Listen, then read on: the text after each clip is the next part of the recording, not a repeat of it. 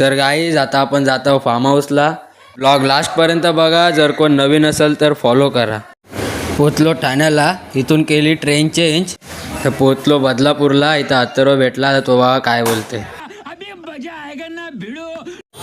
नमस्कार गाईज. तर आता आपण पोचलेलो आहोत बदलापूर स्टेशनला आणि वेस्ट साईडला उतरल्यावर आपल्याला दिसलेले चार डोकल्या पाहू शकता तुम्ही. 4 डोकल्या नव्हे तर 5 डोकल्या तुम्ही पाठीकडे येत आहेत.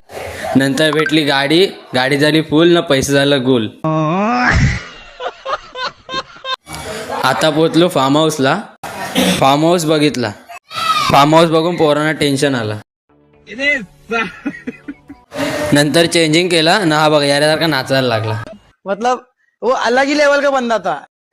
थोडा पवलं बिवलं. नंतर मग पोरांसोबत बसून जरा मजा मस्ती चालू होती.